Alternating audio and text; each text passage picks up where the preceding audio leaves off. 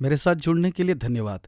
जबकि हम बात कर रहे हैं अपने प्रार्थना जीवन को बनाने के बारे में, हम आदर्श प्रार्थना पर यीशु की शिक्षा को जो मत्ती अध्याय 6 में पाई जाती है देख रहे हैं।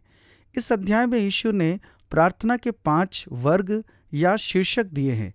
5वां और अंतिम मत्ती अध्याय 6 के 13 पद में पाया जाता है, जहां यीशु हमसे कहते हैं कि इस रीति से प्रार्थना करना और हमें परीक्षा में न ला परंतु बुराई से बचा। अब निर्भर करता है कि आप नए नियम के कौन से अनुवाद को पढ़ रहे हैं। और हमें परीक्षा में न ला परंतु दुष्ट से बचा, या वो भी ठीक ही है, परंतु बुराई से बचा। परंतु दुष्ट से बचा, दुष्ट शब्द शैतान के लिए लिखा जाता है, जिसे मत्ती रचित सुसमाचार में ही परखने वाला कहा गया है। मत्ती के 4 अध्याय के आरंभ में हम पढ़ते हैं कि तब आत्मा यीशु को जंगल में ले गया ताकि इब्लिस से उसकी परीक्षा हो। और आगे इसी अध्याय के 3 पद में लिखा है, तब परखने वाले ने पास आकर उससे कहा, यदि तू परमेश्वर का पुत्र है तो कह दे कि ये पत्थर रोटियां बन जाए। अतः शैतान को परखने वाला कहा गया है। जीवन में जिन परीक्षाओं का सामना हम कर रहे हैं उनके पीछे शैतान हो सकता है। कोई सोच सकता है कि क्या परमेश्वर कभी हमारी परीक्षा करते हैं? मैं सोचता हूं कि इसे समझने का उत्तम तरीका यह है कि परमेश्वर हमें बनाने के लिए हमारे विश्वास को जांचते हैं, परंतु वे कभी भी हमें लज्जित करने के लिए परखते नहीं हैं। जैसा कि याकूब की पत्री 1 में कहा गया है, जब किसी की परीक्षा हो तो वह यह न कहे कि मेरी परीक्षा परमेश्वर की ओर से होती है, क्योंकि न तो बुरी बातों से परमेश्वर की परीक्षा हो सकती है और न वह किसी की परीक्षा आप करता है। शैतान कैसे भी हमें गिराने के लिए हमारी परीक्षा करता है। परमेश्वर हमारे विश्वास को जांचते हैं ताकि हमारा निर्माण करें। हमें यह भी समझना चाहिए कि संसार के दृष्टिकोण से शैतान की सामर्थ महत्वपूर्ण है।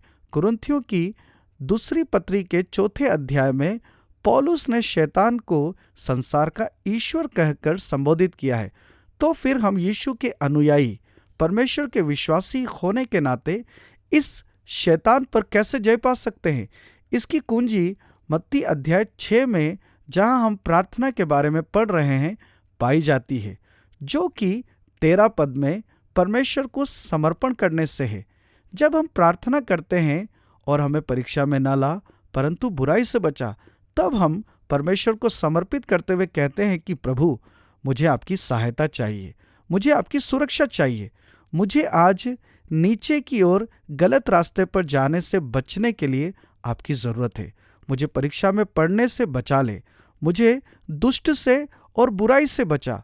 प्रभु, मुझे आपकी सहायता चाहिए।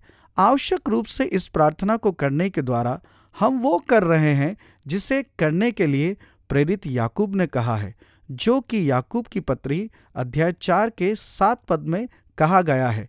इसलिए परमेश्वर के अधीन हो जाओ और शैतान का सामना करो, तो वह तुम्हारे पास से भाग निकलेगा।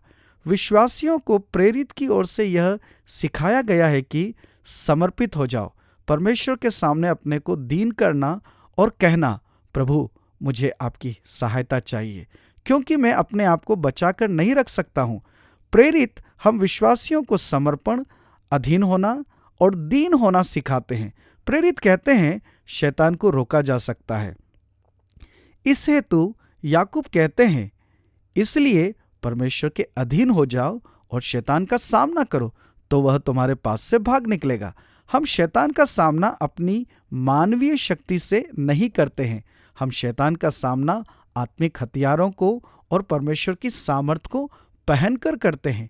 और सामर्थ प्राप्त करने का स्थान जिससे हम शैतान और उसकी परीक्षाओं का सामना करते हैं, वह हमें परमेश्वर के अधीन होने से प्राप्त होती है। इसलिए हम प्रार्थना करते हैं कि हमें परीक्षा में न ला परंतु बुराई से बचा।